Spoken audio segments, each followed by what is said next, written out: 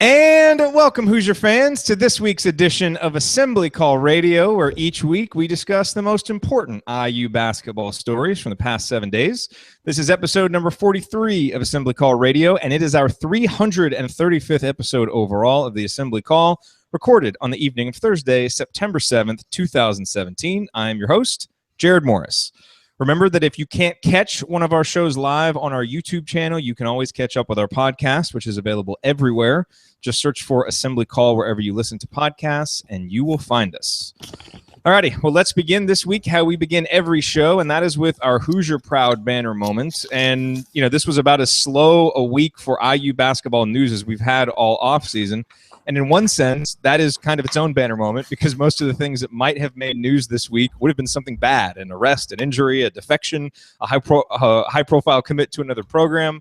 Fortunately, none of those happened. As always, we will take it. But there was one moment that I thought was particularly encouraging, and that was on Wednesday when Cliff Marshall tweeted out a picture of a handful of Hoosiers lounging in a hot tub after a hard workout, and it included the caption, "Work hard, recover hard." Okay, so what, you may be thinking? Well, I believe that the emphasis on recovery is a smart one, because over the past few years, I recall seeing many off-season videos in which players are working hard, lifting weights, pounding around in the sand pit, running stairs, but I don't recall as equal and emphatic an emphasis on recovery, at least in what we saw publicly. And taking recovery seriously is just as important, if not more important, than taking the actual workouts themselves seriously. So hopefully this leads to a team that is in much better condition physically and mentally to deal with the rigors of the long college basketball season, especially with the challenging schedule that Indiana has coming up this season. And among the many things I'm going to be enthralled watching during the Archie Miller era is how effective Indiana's new philosophy for strength and conditioning is, led by Cliff Marshall. Because as you well remember, outside of a couple glorious seasons, one major trend of the Tom Crean era was fast starts, followed by slow, weak finishes. I expect that to change under Archie Miller, and I believe Indiana's more organized, forward-thinking approach to strength and conditioning will be a major reason why. Alrighty, now let me introduce my esteemed co-host for this week's show. Unfortunately, Ryan Phillips will not be with us this week, and frankly, that stinks, because Ryan is a decorated sports reporter, a knowledgeable basketball observer, and a gregarious man with endearing self-confidence and a smile that says, "Hey, life is good in San Diego, come join me." There's just nothing bad, really, that you can say about him. So Ryan's absence on the show will certainly be felt. We look forward to his return next week, as do you, I'm sure. With that said, we do have an extra special guest taking Ryan's place this week, who I can't wait to introduce to you. First, though, allow me to introduce a man you know well. Like Ryan, he's my co-host on the Assembly Call IU postgame show. And like Ryan, he's also a great guy, a decorated bracketologist and a knowledgeable basketball observer. But unlike Ryan, he's a patient conversationalist and not nearly so willing to interrupt any conversation at any time, which is why he's the fan favorite. Well, that and his smile that says, "Hey, life is pretty all right here in Cincinnati if you ignore our professional baseball team." He is Andy Bottoms. Andy, what is your Bottoms line from the past week in IU basketball? Well, I think, one of the big things, Ryan joked that I needed to be away last week because the basketball preview magazines were coming out, which is patently false because I did not buy one until over the weekend, which was after the show was recorded, and have bought the only one that I have found thus far. But, I guess my point in bringing that up is that that one of those magazines, the Lindy's preview, which has not been released yet, and I have often found to be a little bit questionable in some of the selections and predictions, has IU picked 12th, apparently. So when that fine publication hits newsstands, the Nobody Believes in Us storyline can begin for IU, and I think that's something that I have a feeling that Archie Miller will probably try to play into a little bit. Obviously, I don't think the guys are going to get too hung up on a preview magazine.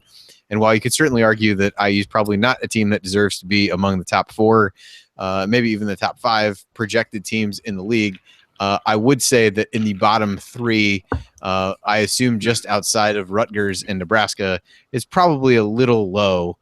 In my estimation, and certainly in the estimation of the fans who I think are really excited about what the season has to offer and ready for it to get started. And so we've got game times to discuss a little bit as the schedule has taken shape, but the official Nobody Believes in Us story and the first amount of bulletin board material has now been found for this season. Yes, it has. All righty. And to my right, our special guest on this week's show, he is one of the most loyal and passionate and genuinely curious fans of Indiana athletics that you will find anywhere. He also runs a must-follow Twitter account for any IU fan. The Twitter account is at IU Artifacts, and he writes an article series for us at the Assembly Call by the same name. He is Chris Williams, and we're so pleased to have him with us on this week's episode. Chris, I know that you have several rare and interesting IU basketball artifacts to go through with us on the show. But before we get to that, let's just open with kind of your thoughts on the current state of the basketball program. Well, thanks for having me, guys. I am not as anxious or nervous about this season as I have been in the past with the beginning of a new era, and that's a comforting feeling. I think back to where we were with Mike Davis coming in as kind of the unproven head coach and following the footsteps of Coach Knight. And I remember, we all remember the travesty that there was the Sampson era and coming in with the NCAA investigation looming over that. And, with Crean coming in, we wanted to forget everything about what happened with Sampson. And yet we, at least in my mind, I still had some uncertainty about his capabilities. He came in, but he told us what we had to hear, what we needed to hear at that time. And I think that was comforting to everybody. But, the roller coasters kind of took a toll on everybody. And when Archie came in and said what needed to be said, but it wasn't to the point where it was overdone and it wasn't flashy. I think that, that with, as we've seen with the recruits, showing that he can, regain control and a foothold in the state of Indiana. I think that, to me, I'm looking forward to, especially as a season ticket holder, looking forward to going to games that have purpose, going to games that, as Archie says, will prepare the team for the tournament and not just be fillers and not just be writing a paycheck that's going to leave town. So to me, I'm excited for it. And I think we're all just kind of ready for basketball to start tomorrow. Amen to that. Absolutely. All righty. Well, here is what we are going to discuss this week. We're going to quickly hit the news that the NCAA is reconsidering the transfer rule, which is interesting, as well as a few quick highlights from the tip times that were released on Wednesday. And then Chris is going to take us through some of his rare and unusual items that he has in his collection. We did this last off season. It was a hit. We loved it. So that's why we're doing it again now. And then we'll just kind of see what we have time for after that. That'll probably fill up the show. All of that coming on this week's edition of Assembly Call Radio. Real quick, a word about this week's sponsor for Assembly Call Radio, which is SeatGeek. Remember that when you need tickets to a sporting event or a concert or most any other live event, check SeatGeek first to ensure that you get the best deal. Their app and website are easy to use, and the color-coded deal rater makes it easy to see which tickets are delivering the best value at any given time. Now, here are the two URLs to keep handy, which will make buying IU basketball and IU football tickets easy. IUBBtickets.shop and IUFBtickets.shop. IUBBtickets.shop will take you directly to the IU basketball listing on SeatGeek, and IUFBtickets.shop will take you directly to the IU football listing on SeatGeek. Use these URLs to find the best prices on IU basketball and football tickets, and since those are our affiliate URLs, when you use them to browse tickets at SeatGeek, we actually get a commission whenever a purchase is made. So in other words, you get a great deal on IU tickets. Another passionate IU fan will be in the stands to cheer on our Hoosiers, and you help support the Assembly Call, a win-win-win. Again, those URLs are IUBBtickets.shop and IUFBtickets.shop. And if it's your first time using SeatGeek, don't forget the promo code ASSEMBLY, ASSEMBLY. Use it when you make your first purchase, and you will get $20 back after that purchase. Again, the promo code is ASSEMBLY, ASSEMBLY. All righty, you are listening to the Assembly Call. I'm Jared Morris here with Andy Bottoms and our special guest, Chris Williams, the man behind the IU Artifacts Twitter account. And before Chris regales us with the interesting items and the stories behind them that he has, I want to get your guys' thoughts real quick on the one big story that came out this week. So, as was reported by Andrew Slater of 24/7 Sports, the NCAA is considering changing the transfer rules to allow transfers the ability to play immediately without sitting out a year. Now, Archie Miller was actually quoted on this in a piece by Evan Daniels explaining how coaches across the country are against the rule change. Archie said this: "It would turn into one of the dirtiest recruiting periods that you've ever seen. You'll have guys talking to your players when they are in your gym. Coaches will recruit players right after games, and now you can go directly to the source. It would cripple teams and programs." And I understand what Archie is saying, and I definitely think that such a rule change would make life a lot more difficult on coaches, at least in the beginning. But to me, that doesn't strike me as a reason to not move forward with such a change, because it seems like it would actually be in the best interest of the players. And remember that athletes in Division I sports other than football and basketball can already transfer without having to sit out a year. So I recognize the difficulty that this would bring and some of the changes it would bring, but I think it would actually be a good thing because it's in the best interest of the players. Andy, what are your thoughts quickly on this? Yeah, I thought a couple interesting articles for people to link to. Jay Billis wrote one on ESPN that basically, kind of talked about the hypocrisy of calling them student athletes, and alluded to and got into a lot more detail about what you said of, if they're really students, then in no other facet of the academic experience are students not allowed to transfer, whether they're athletes or not. And then Gary Parrish had an interesting one that I just read this evening that, again, kind of talked about the same thing, that, if a coach had the opportunity to leave, he would leave.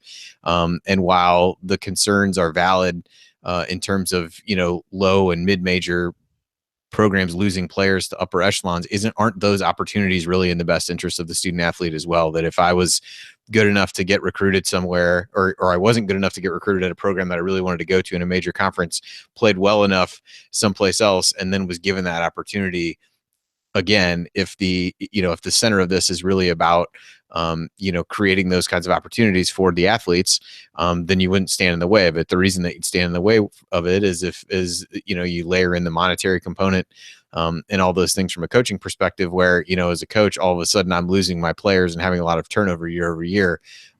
That wouldn't really impact a place like Indiana, would certainly impact a lot more, of those low and mid-major type schools. So I think it's interesting they're looking at it. It sounds like there's a long way to go before they actually, make any changes. There's been talk of, academic components to it as well, where, you'd have to be at a certain level of academic standing to be able to do it and things like that. So I feel like we're a long way off from doing it. It's obviously something that the coaches are not going to like, because it makes their jobs a little bit more difficult, and maybe a lot more difficult in some cases. But it does certainly expose some of the inequities of how these students are treated compared to others. And I know there's obviously things that they get from an educational and a facility standpoint that others do not, but certainly just brings some of those debates to light again, and is really just another kind of brick in the wall of that conversation. Yeah, the only other real big Indiana news that came out this week was that the tip times and the TV schedule was announced for the majority of games. Just a couple quick highlights there. The exhibition game and the first game versus Indiana State will be on BTN Plus, so you will need that BTN Plus account for at least a month to get those games. It was music to our ears that there are only 3 9:00 Eastern tips. One of those is actually a 9:30 tip for the Duke game, so that is nice. There are 7 8:00 Eastern tips, and then between 7 and 8, 7:00 Eastern tips. But you can go, if you go to InsideTheHall.com, they have the complete rundown of the schedule with all the tip times, which is one of my favorite times of the year because I love filling out my calendar and seeing when the games are. So that is all ready to go, and there are only, I think, a few games. Like I think the Seton Hall game hasn't been set, but other than that, I believe they're all set. All right, coming up on the assembly call, Chris is going to take over as it is time to go through some historic IU artifacts. He's got a bunch lined up for us. We're going to hear the stories behind them all. We will do that right here on the assembly call coming up next.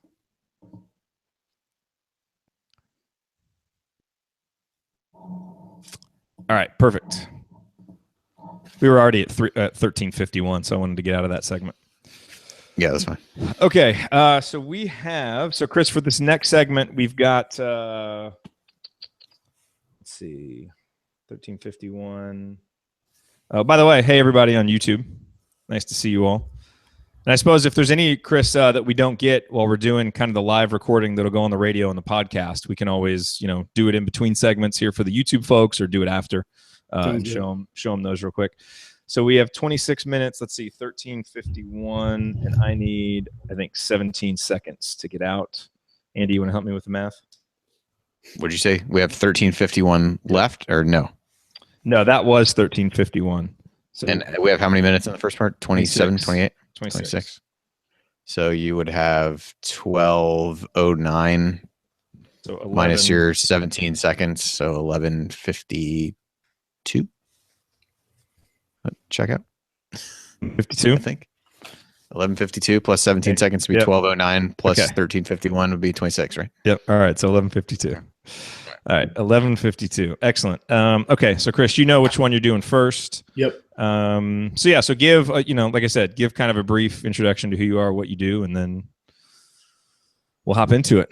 Sounds good. Yeah, that's it. And I'll just, for the most part, I'll try to sit back and let you guys get through it since I know we don't have a ton of time. So Yeah, but then if you have, follow-up questions. Or yeah, I mean, I'll do something, but I'll kind of take a back seat while you guys go through that, and then I'll jump in if I. And then segment 3 will be the long one, Chris. I mean, we'll probably have like 18, 19 minutes for that segment, so we can really get into it. So we can kind of budget our time that way. Alrighty, let me see if we have any notes in the. The folks in the chat are talking about their best piece of IU memorabilia. Josh has a piece of the old Assembly Hall court and his autographed Damon Bailey jersey. Brian has a picture of himself with Coach Knight taken when he worked his basketball camp in the 90s. If we're bringing up the Coca-Cola Bob Knight trade, we're going to have to talk. You know what would be an awesome piece of memorabilia to own that I would love to own is the Cheney Needs One sign. Oh gosh. I don't know how much I would pay for that. I mean, it would probably be embarrassing to admit, but it would be great to own that. The guy who brought that never thought it would ever be that iconic. There's no way. It was thrown in the trash at Assembly Hall probably after the game. You know it. Yeah, but even then, he broke the record. Like, that was a big moment. Even as it was happening, I feel like everybody recognized it was pretty. I mean, Coach Knight stopped the damn game. He never did that. That picture was in the HT. That was in the That was on the front page of the sports section of the Herald Times. So the guy may have seen himself in it. So he may still have it. Who knows? Man, if you're watching or listening, sir, let us know. You call us. Yes, we'll come to you. Jared's already played his poker face about saying about the embarrassing amount of money I'd spent. So you're in a good negotiating position so far. Real contact. You've already displayed that you want it really bad, so you're screwed on the price. Yeah. Okay. All right, you guys ready? Yeah. All right, let's do this. Chris, there'll be about 5 or 6 seconds of silence because I got the intro song playing, and then we'll be ready. Okay. Here we go.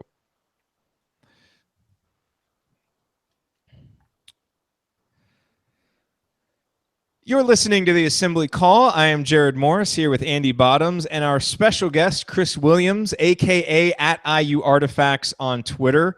And Chris, it is time to turn the show over to you, which I am very excited to do because you have some amazing artifacts to share with us.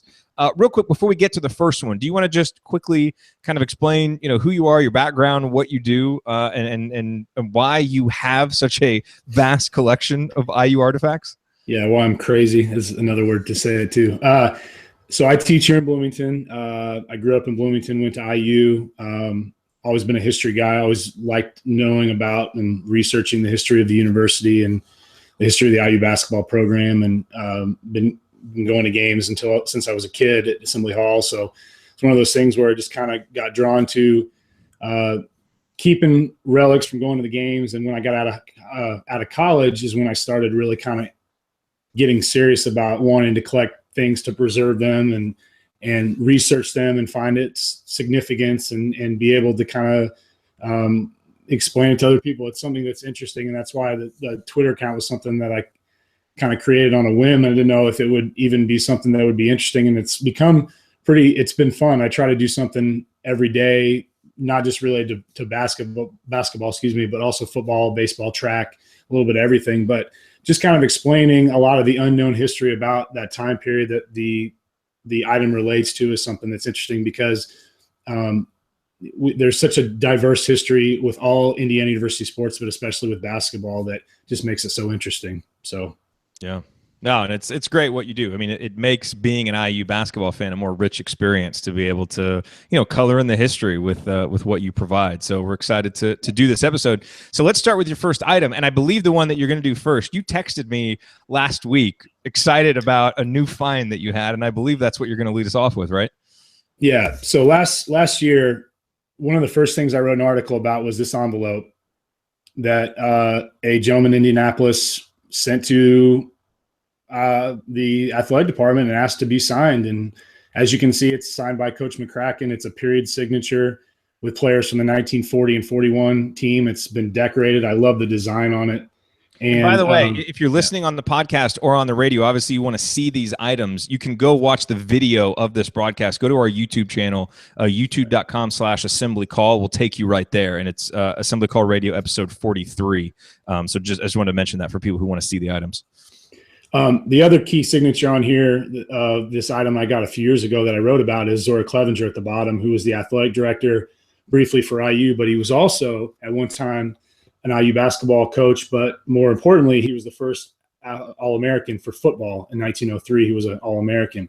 So getting this was pretty amazing. And one of the other memorable signatures is Bill Torfey on there, who IU did a really cool video presentation about called Not Pictured, about his being on the 1940 team, just not included in the official team photo after they won it.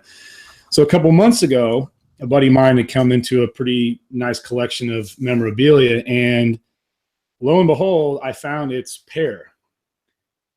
Something that unbelievably, they are the same thing. And when I got the original one, which was this one, I noticed that a lot of the key guys on the team were not on there. Bob Droe was not on there, Jay McCreary, Curly Armstrong, Bill Minke, and lo and behold, there was another one. So this is the one that has most of the other players. It's about 92% complete. And it would be impossible to get everybody. They had a lot of guys on that year that played, that have been just played one game, and that's all they recorded. And it may have been a temporary thing, who knows? But all the four guys that were the returning starters from the previous season are on there. Herm Schaefer, Jay McCreary, Bob Droe, Curly Armstrong's on there, all the key players. It has the freshman coach, Ernie Andrus, the assistant coach, Ralph Graham, and it even has the trainer, Jesse Ferguson, who had been the trainer for a long time.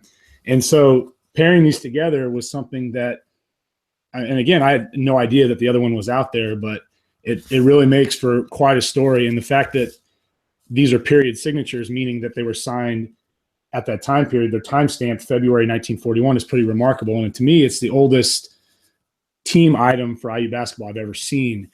And it's such an important era talking about these, because you're talking about the early years of Branch McCracken. You're talking about his third season, 1940 and 41. And an interesting stat about McCracken was in his first 5 seasons before he left to go serve in World War II, every single one of his teams finished second in the conference every year. It's pretty remarkable, because some of those years they were only a game out of first place, and it was a lot of what ifs. The interesting thing about the 40 season is you might wonder, well, how would they have been able to play in the tournament? Originally, you had to be the champion of your conference tournament to get into the NCAA tournament. They had actually decided to pick Indiana over Purdue, which is a great thing in all regards. Always the right choice. Always the right choice. Exactly. Purdue was 16-4 overall. Indiana was 17-3, and we had beaten Purdue both times we played them that year. And so the NCAA, which had taken over the NCAA tournament, which we now know of for the very first time, prior to this, it was controlled by the National Association of Basketball Coaches. They took over it, and they said, we want the better team. Indiana's team had led the conference in scoring. It was the highest scoring average Indiana had ever had. This is when they really started the run and gun offense, the Hurricane Hoosiers. This is where that comes from. And they went into the 8-team tournament and ended up beating Kansas pretty much on their home floor. They were playing in Kansas City, about 40 miles from Lawrence. So it ended up being quite a worthwhile situation for McCracken. But you have to think about the fact that, those first 5 teams all finished second. And when he returns from the war years, which have been the 46-47 season, he doesn't even win his first Big Ten title until the 52-53 season. So it's his 13th season at IU. And he only won 4 in Bloomington. It's kind of one of those stats you can't believe, that he won 2 national titles, but yet only won 4 Big Ten titles. Yeah. And they were all in the 50s, 52-53, 53-54. And then the back-to-back years with Archie D's, 56, 57, 57, 58. So it's one of those. The rest of the country is lucky they didn't win it in 60, because that team might have gone on and won it all. Oh, yeah. And I remember we talked about that last time. We could do a whole episode about that team, because it really was probably the best team that Branch had. But, a lot of the rules about, you had to win your conference tournament, that really kind of kept a lot of really good IU teams from being in. But then again, they shot themselves in the foot in a lot of those seasons and not doing what they needed to do in the games they needed to do. So also, hey, shout out to our longtime listener, Megan Mahaffey, a relation of Bill Torfey, who's on that envelope. Hey, real quick question. I mean, I noticed you're holding those envelopes like with your fingers. Do you store them in something special? Is that It's just in a top loader. It doesn't, I'm not worried about it. They have some staining to them. And like with paper stuff, you got to watch it because the oil on your skin can hurt it. But on a lot of stuff, I don't really try to worry about it because if you can't enjoy it to some extent, there's no point in having it. I don't keep things up or keep things locked away to where I only bring them out once a year. I like to look at them and I like to display stuff. I have stuff displayed in my house and hopefully that will grow as well. So yeah, that's awesome. I love those items. Yeah. Okay. Right. So we have a few minutes left for the segment. So let's go to another item. Okay. I'm going to wait on one because it's a little bit longer item, but I'm going to bring up this beauty right here. It's a painted ball that they used to do this. It's kind of like a trophy ball, but it's not. 74, 75 team. They did this a lot in the 70s into the 80s where they would paint them. There's a lot of them out there because obviously the 74, 75 season is to many the best team we had, even though they didn't win the title. And a lot of people might say, well, because they didn't win the title, they weren't that good. But, we're talking about a team that had a 20-point margin of victory average in the Big Ten, which has never even been touched. I mean, they destroyed teams in 75 in the Big Ten, and they didn't really do that in 76. They had a little bit more trouble. But everybody's on here, including all the coaches. And it's a pretty remarkable thing. I'm trying to find one from 76, and surprisingly, they're out there. They're just extremely expensive. But it's a great piece. It's a period piece. And what I mean by that, again, is that it was signed that season. It's not something that was signed later. And they decorated these balls, and it's kind of interesting because it does say Hurricane Hoosiers, and Knights teams were never known for being run and gun types of teams in most cases. So who were the key guys on the 75 team that weren't on the 76 team? Laz, right? John Laskowski and Steve Green. Steve Green. Yeah. Steve Green was a senior. Laskowski was a senior, and Laskowski came off the bench. His nickname was Super Sub. There's that Sports Illustrated cover with him on there that says Super Sub. And given the fact you also had Quinn Buckner, who was a third-year starter at guard, because Buckner's freshman year, 72-73, was when the NCAA had lifted the ban on freshmen playing. And one of the things a lot of people don't know is that Scott May was academically ineligible that season in 72-73, so he didn't even get to play. And, that season, obviously with May going down with the broken arm against Purdue, it kind of set the stage for, what ifs. He tried to come back and play in the regional final game that season against Kentucky. Played 7 minutes, really couldn't get anything going, and Knight pulled him because he wasn't going to be effective out there. And if you've ever watched a replay of that 72 or that 75 game against Kentucky, it's just a heartbreaker because it was a 2-point loss. And so many people look back at that being the season that should have been the first of 2 titles. So, yeah, I mean, it's one of the ultimate what ifs, not just at Indiana, but in college basketball. Right. I mean, you could have had 2 undefeated national champions back to back, which would have been an unbelievable feat. Yeah, they won 37 straight Big Ten tournament or Big Ten conference games, which will never be touched again, in my opinion. So yeah. So real quick, we got about 30 seconds. I just want to squeeze this in real quick. And sure. You and I talked about this before. What is like your ultimate item that you're looking for? I'd love to find Branch McCracken's jersey, and if it was ever found, I wouldn't feel right keeping it. It would have to go and be presented in Cook Hall, something like that monumental. But as we talked earlier, it was most likely tossed. They wore the heck out of them. And the materials were just not going to last that long. So unfortunately it probably met its match. Yeah. All righty. Well, stick with us because coming up, we are going to talk about more items. Chris, I know you've got a bunch of stuff lined up there. Going to show us the items, tell us the stories. We're here with IU Artifacts on the Assembly Call. Stick with us.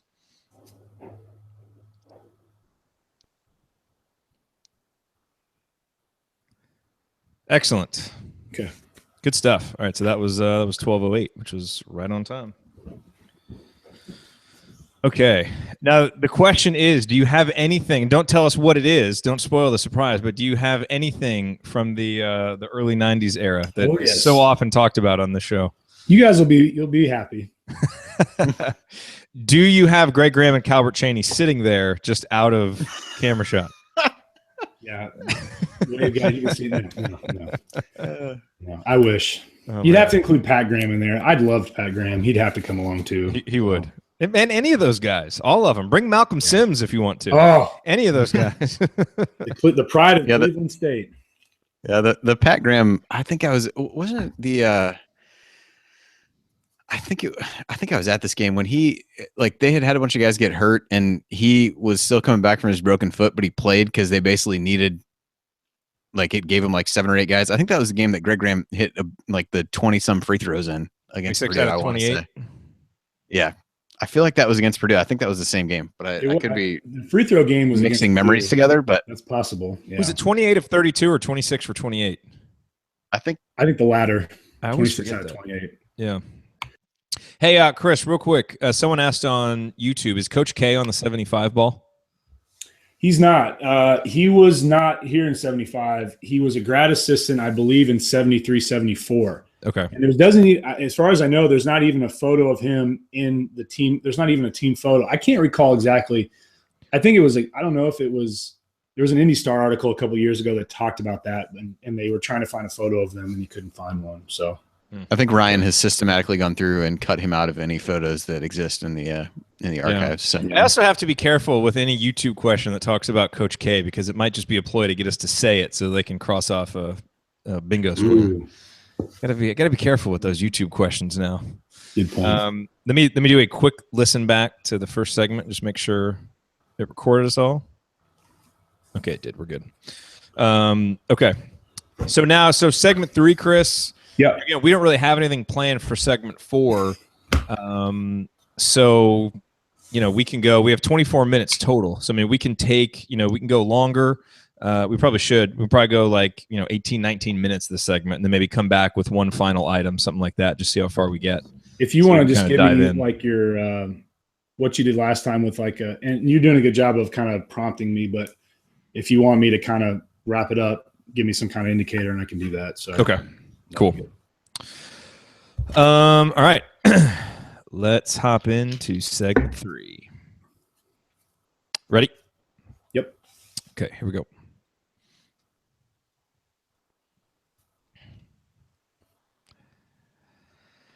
You are listening to the Assembly Call. Go to assemblycall.com/join right now today to activate your free membership. You will get our weekly 6-Banner Sunday news roundups delivered right to your inbox each Sunday morning, and that will help you stay up to date with your Hoosiers during the offseason and then even once the season begins. Again, the URL is assemblycall.com/join. I am Jared Morris here with Andy Bottoms, my co-host on the Assembly Call IU postgame show. And we have a special guest this week, Chris Williams, the man behind the IU Artifacts Twitter account.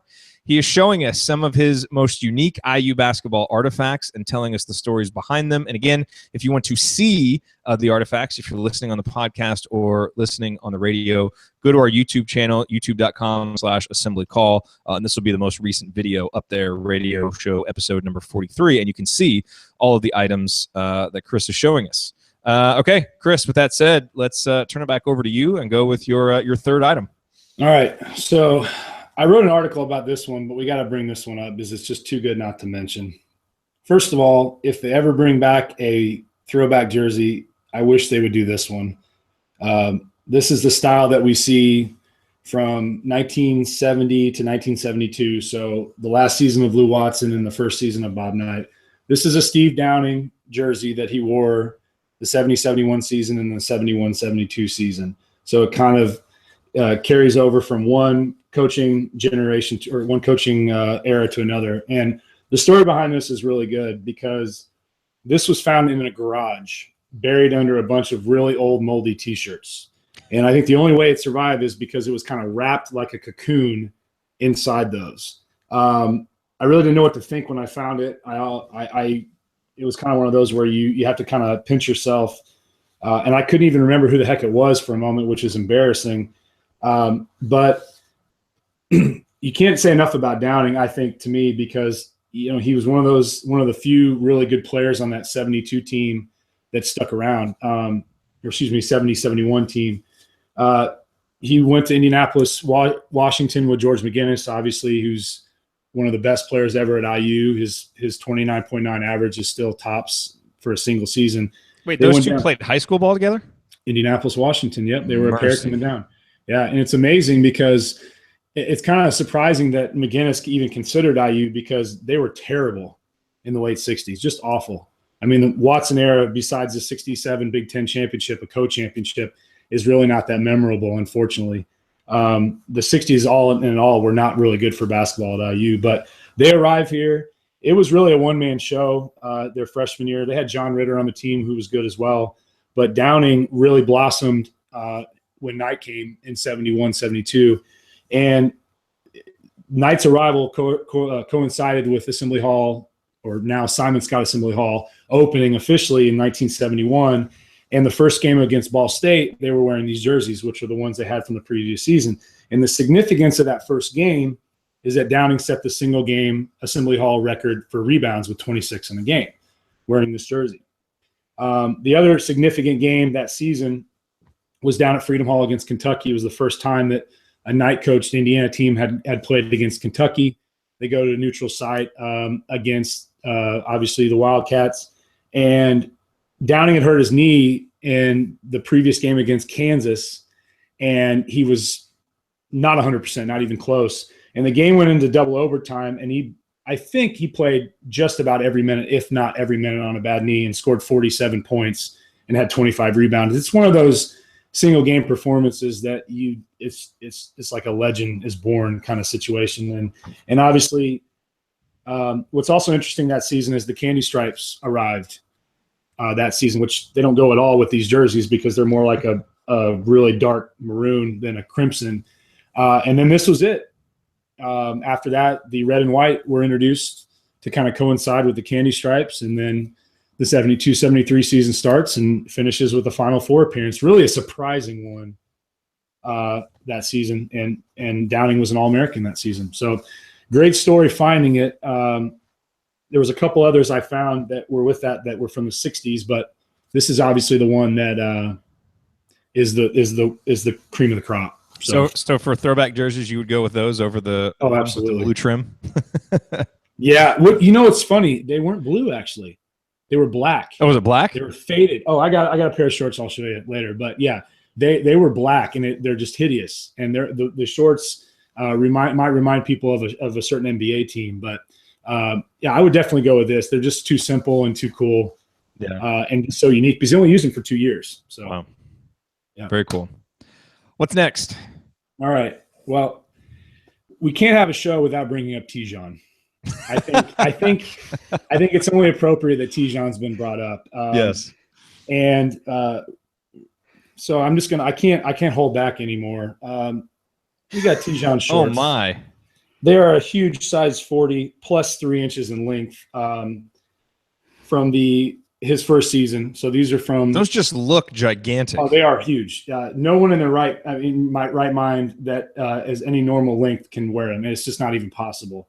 But they're too good not to bring up. And I told Chronic Hoosier about these, and he goes, "You might as well just stop collecting because you're not going to top it. There's nothing that can even come close to something that neat." But evidently, they're starting to liquidate the early Creanier stuff because I was able to get a hold of these, and I thought they were Zellers at first, but I am just as pleased that they are Tijons. But like I said, we have to bring up Tijon in some way. So. Have to. Hey, let me ask you a quick when you question. brought up Tijon, I assumed that it was going to be like a face mask from somebody wore after he broke their nose in a practice. So I was surprised to see you pull the shorts out. That was surprising and moderately disappointing at the same time. Yeah. No. How do you go about getting newer stuff? Like do you try and identify, like obviously there's not probably a whole lot that you want to remember from last season, but maybe from like the 15 season or the 2013 season, like when you see a season like that, do you try and grab a bunch of stuff hoping something, is like valuable and memorable, or like what's your strategy? My idea is I just want to try to get a little bit from all the eras, just try to have something that is like a database. That's a big thing with me with jerseys is I'm about preserving them and being able to identify them. And it's kind of gotten to the point where if I see a jersey laying across the room, if I see the tag, I could tell you exactly which year it was used and who wore it. It's gotten to that point. But with the newer stuff, it's a little bit difficult because they literally changed every single year the design in some way. Yeah. And that was really due to the fact that when you have an agreement with Adidas, you get the best stuff and the newest technology. So, ID and the new stuff, it's not about a value to me because there is none, and I wouldn't want to go about it that way. It's just about trying to find something unique, something memorable from that season. If I found something like a pair of Zeller shorts from the 12-13 season or 14-15 season, it would be pretty cool. But, anyways, but yeah, I like the recent stuff just to kind of keep to have as a database piece. Have you ever worn one of the jerseys? And public, never. Well, not in public, but I mean, just in a private moment at home, try on the IU number 32 jersey and pretend you're Steve Downing for a moment. No, because this still won't fit me because they wore like gloves here. The only one that'll fit me is I have a DJY jersey that I'll show you that wears like a dress on even me, and I'm a bigger guy. But yeah, I don't know. It feels weird. I actually have a shooting shirt that I wore to a game a couple times, and I'm kind of getting to the point where I even think that's a little excessive. So it's more about just having them and enjoying them, and I guess parading every once in a while is okay. But other than that, I don't think I could do it. So, all right, what do you got next? Let's see here. So we're gonna go a little bit farther back in time here. We're gonna go to the teens. Not a great time for IU basketball. IU basketball is not going to be really good until Everett Dean arrives as coach and they get their first Big Ten title in the 20s. They cycle through so many coaches because it just wasn't a lucrative position to be a basketball coach in college. A lot of these guys had side jobs or they were coaching every sport. It wasn't uncommon for one guy to coach football, basketball, and baseball. But we have, to me, this is one of my favorite schedule pieces. It's a 1914 schedule book. And the cool thing about it is that the pages as you go through get smaller. And at the top, it tells you who they're playing and when it's going to be in the location. And it's kind of like it shrinks in size. And you get to the point where your centerpiece is one of the stars of the team who happens to not be playing that season because of injury. But it's a really cool piece because it has a lot of connection to Bloomington because on every page are advertisements for a lot of these businesses that have been gone for 50, 60 years. Yeah. Are any of those businesses still there? Any of the businesses that are listed? I don't think any of them are. The only one that could have been was Williams Jewelry on the east side, but that closed a few years ago. And at the time, it was the oldest. It opened in 1911. But other than that, every one of these, it's like cigar stores or, clothing stores. And one of the things in here that's important is to see this gentleman right here. That's Arthur Cotton Burnt. He was the coach that season, and he had been really IU's first major star. He was a 3-sport star at IU football, basketball, and baseball. He was also a 2-time captain, and he basically was kept around because they're like, you're an athlete, why don't you coach? And he didn't last very long simply because it was not a lucrative position, and he just wasn't looking to stay around and be a coach for that long. So you have a lot of cycling at this time with coaches, but just a cool piece, very well done as far as the design, and it's very high quality, and you just don't see that a lot with items today. So yeah, very cool. All right. Andy's ready for the Ivan Renko jersey. He wants to know when you're going to bust that out. Yeah, well, that's one of the areas that I lack, everybody's looking for that elusive, flight log of him arriving in Indianapolis airport. And, calling Ivan Renko in the airport was the big joke at the time. So sorry to ruin your day. One of the most underrated college basketball stories of all time. It is.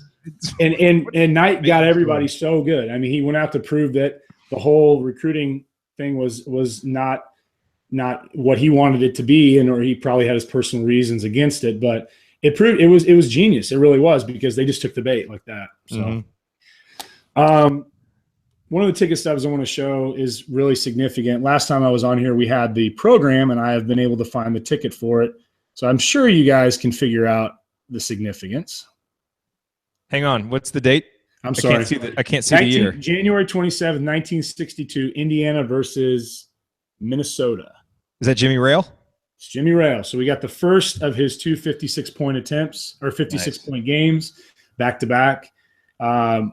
You know, thinking about what he would have done with a 3-point line, thinking about being a one-man team at that point, really in the early 60s. And it's pretty amazing to think about a scrawny guy from Northern Indiana could be that sharp as a shooter, but he really was. And unfortunately, he doesn't have the record anymore. 2 Purdue guys, and again, you know, it has to be Purdue. 2 Purdue guys are atop the Big Ten all-time single-game scoring list. One of them was Rick Mount at the time, but quite a unique piece, and was actually really easier to come by than I thought it would be. So, wow, very cool. Yeah. All right. So I mentioned the shorts. I mentioned these weird design shorts. Whoa. A lot of people are saying those look like vintage Chicago Bulls. Yeah. Exactly. So we have the black trim inside the red trim with the white. It's just a mixed bag. It's all over the place. The significance of this is, first of all, the teams that wore these were terrible. This is 60, 68, 69. I'm not going to hold anything back. It was just it was a bad time, and the writing was they were uncomfortable running around in those shorts. Oh yeah. OG would be snug as a bug and rug in these. So the significance on the side here is that we have an IU logo of any kind for the first time on the shorts. So we just have a single block I.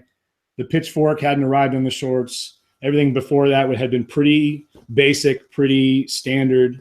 And they wore these for 2 seasons, 60, 68, 69, 69, 70. And what's interesting is you can find photos of McGinnis when he arrived on campus wearing these shorts for just photo promos, because they never wore them in the games. They were just wearing them, him and Downing. Hey, these are the 2 big shots on campus. We got to get them in IU jerseys to make for publicity photos. So the black trim is still a mystery to me, and it's kind of a wild design, you know, to look at as well. But it was the late 60s, so that could have had something to do with it.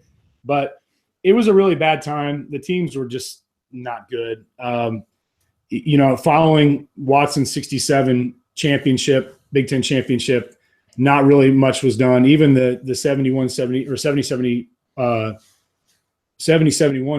season with McGinnis was a modest 17-7, and by the end of the season, they were ready to show Watson the door for a number of different reasons. So, all right, you're listening to the Assembly Call. I'm Jared Morris here with Andy Bottoms and Chris Williams, going through some fun, interesting IU artifacts. Chris, let's do one more before we take a break. All right. So, want to do one quick one. Schedule-wise, this is probably my area that I enjoy the most, is schedules.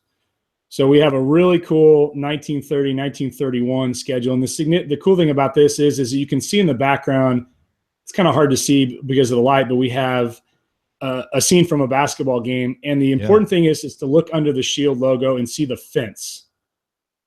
It's kind of hard to see, but there's a fence there. Yeah.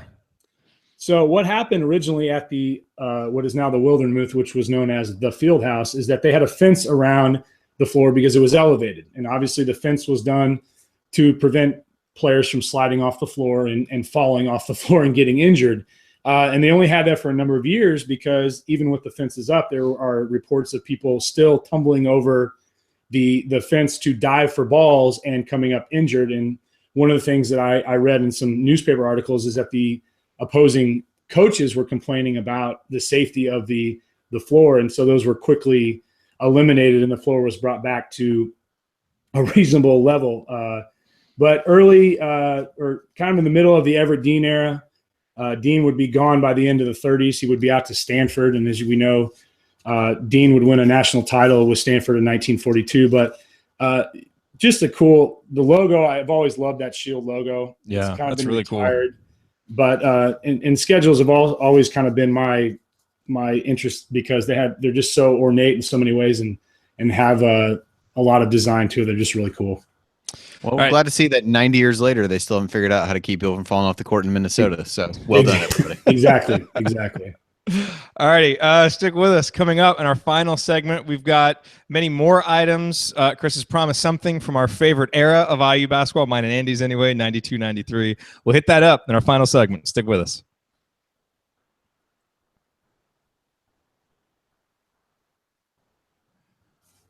Excellent. All right. That was good. That was 1706. Good stuff there, Chris. Thank you. Okay, so we've got 24 minutes. So I think that was 17. Figure out 6:54. How long is this section going to be? I'm just curious about items. That's what we got to figure out right now. Okay. So we have four. Yeah, we have 6:54 left. So we've got That'll be good. No, we got 6:18. Okay. Because I need 36 seconds for the. I'll put the emphasis on the early 90s piece, and if we have anything left, I still have 2 things we can show. So we have. Hang on, what did I say? 6:54, and then we have 36 seconds. Yeah, so it's at 6:18 is Yeah, when you need. 6:18. Okay. Yep, 6:18. Awesome. Oh wait, okay. So the shooting shirt that you were talking about, whose shooting shirt is that? Lyndon Jones. Really? It's got the Desert Storm patch on the left chest. I posted it before. I'll send you a picture of it. And I might repost it. It was, I think it was 1991. So right as we entered Desert Storm, and there's a really cool embroidered American flag patch on it. Did you hear the interview that he did on Query and Schultz? I don't know when it was. Within the last year and a half, I think. I haven't. There's so many that I know that Jake has done, and Jake and Derek have done that are really good, but I haven't heard his. It's really interesting. Like he kind of, because he had such an interesting career coming in with Jay. The expectations were so high, right. And he got lost in the shuffle a little bit there with, as all those good recruits came in the early 90s. But he was pretty candid, kind of talking about, how, maybe he didn't focus as much or, work quite as hard as he could have, that kind of thing. Yeah, I know that it was really interesting interview. Yeah, I know it was hard for him when Meeks took over his starting guard position. And he kind of became a bench player his senior year, but he was still, he was solid. I mean, you weren't going to expect him to put up the numbers that he did at Marion, certainly. But yeah, he just kind of, in almost some ways he didn't fit, but yet he was very, mature about it for real. Yep. All right. Hey, Brian is asking, what's the best program and ticket stub in your collection? Oh gosh. Mr. Tonsoni. Mr. Tonsoni. Okay. Boy. Program is probably my Everett Dean first game program against Indiana State, just because it's 1924. And you're just not going to find anything like that again. Ticket. Cool symmetry. The Archie's first game will be against Indiana State.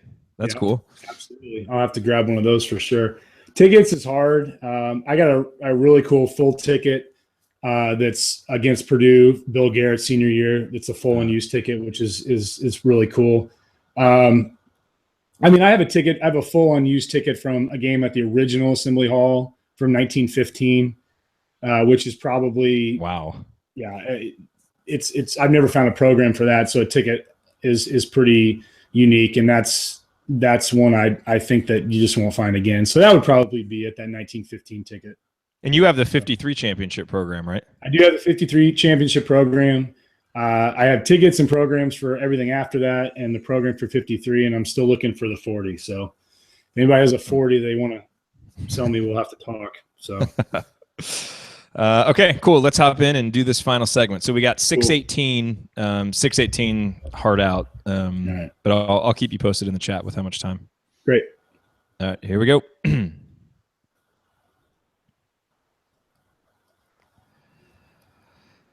You are listening to the Assembly Call. I'm Jared Morris here with Andy Bottoms and our special guest this week, Chris Williams, the man behind the IU Artifacts Twitter account. And Chris has been regaling us with stories of these incredible items that he has in his collection.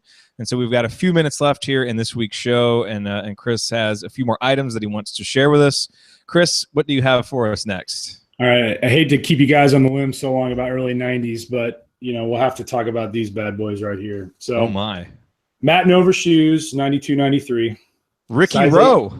Ricky Rowe, size 18. The old Adidas Artilleries. God, this thing's huge. Worn. Yeah, 18s. They're not to be trifled with, that's for sure. No. They're heavily worn. I photo matched them to the Big Ten season and to the tournament. So you don't find a lot of these from the early 90s because the soles, when they wear out, they just kind of crumble. They just kind of just disintegrate. So the fact that these are intact is pretty unique. Yeah. I have a pair of Cheneys somewhere, but I can't find them. Otherwise, I would have grabbed those too. Sorry to burst your bubble on that. You're wearing them right now, aren't you? Yeah. Yeah. The Nover thing is cool for me because he's from Chesterton, Indiana, and I lived there. First 3 years I was alive, so we lived in the region up there. So I always kind of like that story. But he also didn't miss many shots in those shoes. No, he did not. We were talking earlier about 74, 75 being a what if, and I think for our generation, the 92, 93 was definitely the what if. And there was the amazing thing about that is that we weren't even preseason ranked number 1 that year. I think that Michigan, Fab Five and I think it was Michigan, Kansas, and UNC were all ranked ahead of us that season, which says a lot about how good college basketball was that season. It was loaded. But, that 92-93 season, and we obviously have to tip our hats to the short-lived Malcolm Sims experience. Still looking for that elusive Malcolm Sims signature. I mean, no, anyways. But I have a Malcolm Sims basketball card back here in my set of 92-93 cards. I do as well. But, you had the veteran team. You had sophomore Alan Henderson kind of exploding as the man down low. You had obviously Chaney, his record year with breaking the Big Ten record and scoring all time, which is not going to be touched. I think we can all agree on that just because of the time we live in. But it was just such a good team and so deep in guard and forward play. And yet, we go to that fateful day. I keep thinking about it. Friday, February 19th, 1993. I was in school. I get picked up from school. And we're listening to the radio, and the news broke that Alan Henderson had hurt his knee in practice, and it was just devastating. It was like a bomb had dropped in Bloomington, and the mood had quickly dissipated because not only were we struggling to possibly win a national title, one of the things we had tried to do was win every Big Ten game. We finished 17-1 that season. We lose at Ohio State, I think by 4, something like that. It's a real close game, but yep. It proved in the tournament that we just didn't have the depth down low. I mean, Nover was an undersized forward.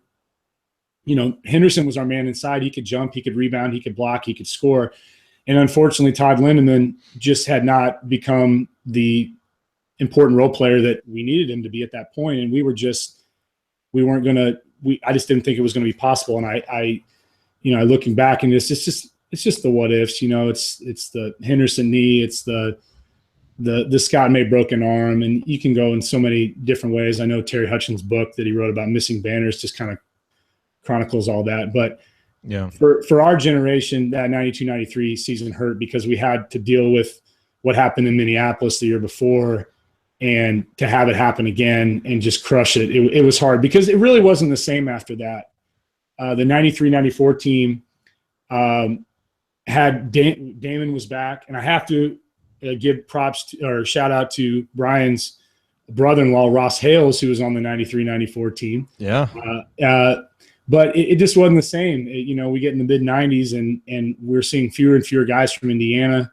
I think the 94-95 team, when Sharon Wilkerson was dismissed, only had one guy left on the team from Indiana. That was Brian Evans. Yeah. And then it was just kind of writing was on the wall that things weren't the same for IU basketball. And I think a lot of it happened with that 92-93 season just not happening for us. So it was heartbreaking.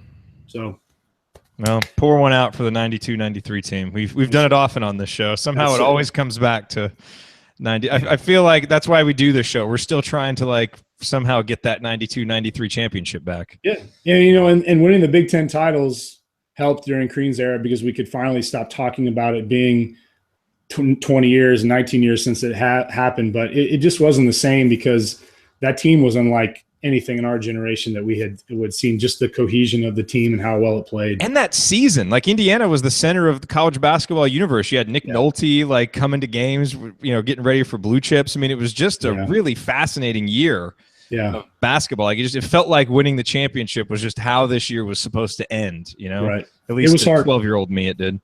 No, I agree. Me too. All right, we got about 30 seconds left. You have Yep. something else to show us real quick? Real quick, we'll finish off with Branch McCracken's final home game. This is Indiana versus Minnesota, 1930.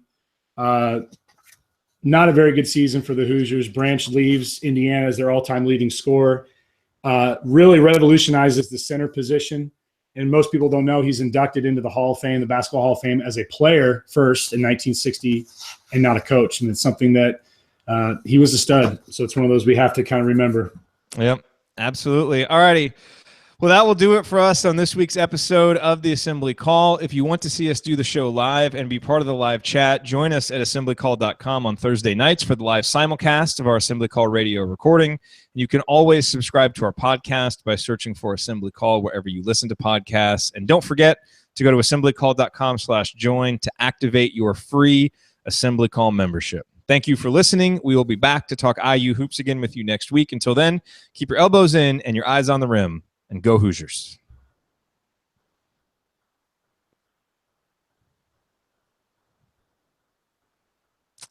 Well done, gentlemen. That was fun. Well done. That was fun.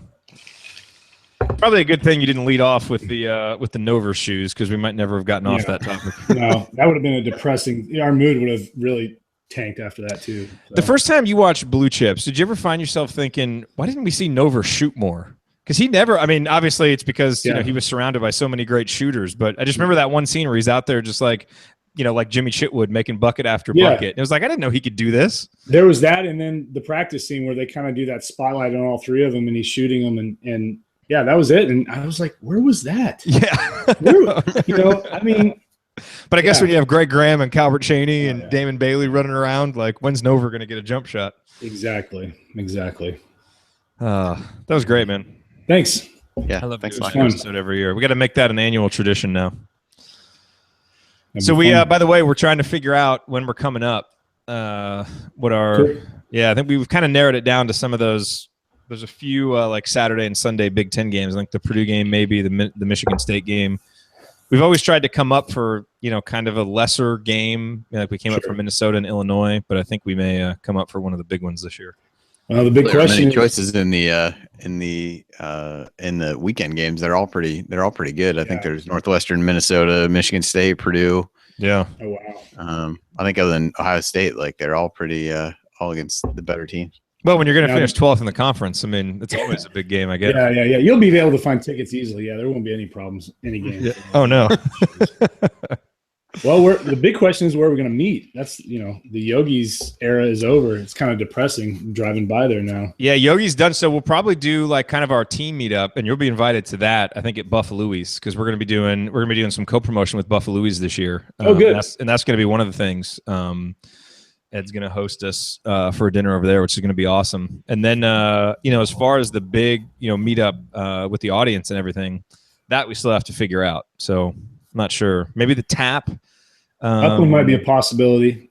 I could pull some strings there to get us like an area as a possibility. The only thing is it's off the beaten path a little bit. That's the only problem. It's a little bit north of town. Plus they sponsor the Peaks podcast. Will they host it for a podcast? No disrespect to Ken. Love you, Ken. But No, we love you, Ken. That's a good point. It would be cool to go there though. Yeah. So we'll let you know when it's going to be. Hopefully we'll figure it out soon. Cool. Awesome, man. Well, Chris, thanks for coming. Thanks Absolutely. to everybody Enjoy for it. watching. Appreciate you guys being here. And we'll talk to y'all next week.